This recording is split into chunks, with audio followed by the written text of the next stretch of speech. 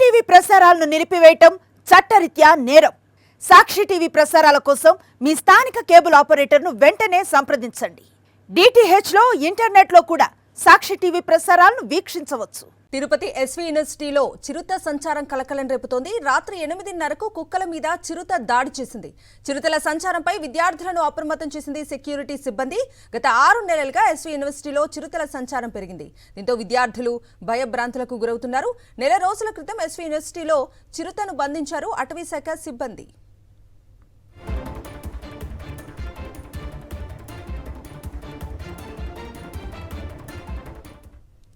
ఇదే అంశానికి సంబంధించి పూర్తి డీటెయిల్స్ అందించడానికి మా ప్రతినిధి మూర్తి లైవ్ లో జాయిన్ అవుతున్నారు. మూర్తి, చెప్పండి, ఎస్వి యూనివర్సిటీలో చిరుత సంచారానికి సంబంధించి అప్డేట్స్ ఏంటి?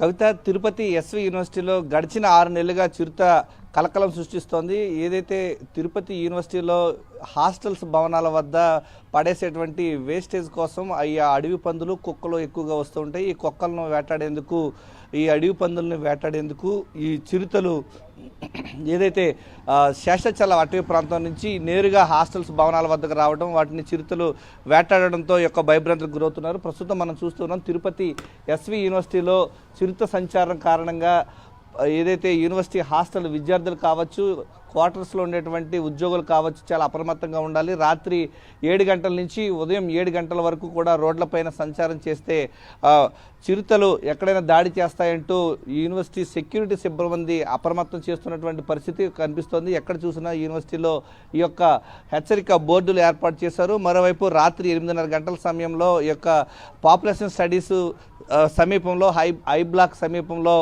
చిరుత సంచరించి ఒక కుక్కను ఎత్తుకుపోయినటువంటి దృశ్యాలు సీసీ కెమెరాలో నమోదు కావడంతో ఒక్కసారిగా మరోసారి ఉలిక్కిపాటుకు గురయ్యారు. చిరుత సంచారాలు ఎక్కువగా జరుగుతున్న నేపథ్యంలో యూనివర్సిటీ విద్యార్థులు పెద్ద ఎత్తున భయభ్రాంతులకు గురవుతున్నటువంటి పరిస్థితి ఇక్కడ కనిపిస్తోంది. ప్రత్యేకించి గత 6 నెలల కాలంగా ఈ యొక్క చిరుత, ఇప్పటికే ఒక చిరుతను కూడా బంధించారు.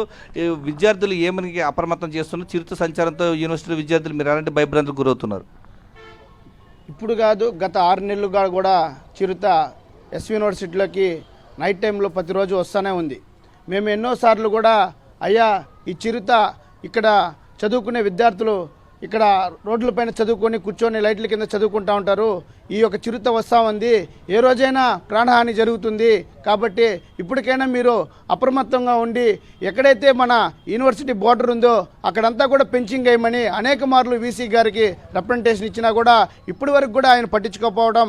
ఇప్పుడు వచ్చిన కొత్త వీసీ గారు కూడా రోజు చూస్తూనే ఉన్నాడు. పులి ఒక గత వారము 2 వారాల ముందు కూడా పరిపాలన భవనం వద్ద కూడా వచ్చి పులి బోన్లో దొరికిపోయింది కూడా మనం చూస్తున్నాం. అందుకనే చెప్తున్నాం, ఈరోజు అక్కడ చేసేసలం అడవుల్లోంచి ఈరోజు యూనివర్సిటీకి వచ్చింది. ఈరోజు యూనివర్సిటీ నుంచి ఇంకో కూసంత దూరంలోనే పక్కన హాస్టల్ ఉన్నాయి. కాబట్టి అవన్నీ కూడా ఆలోచించాలి మీరు. కాబట్టి తక్షణమే ఏదైతే బాధ్యతారహితంగా పెంచింగ్ వేసి భద్రత ఏర్పాట్లు చేయాలని కూడా బోనులు పెట్టి భద్రత ఏర్పాట్లు చేయాలి.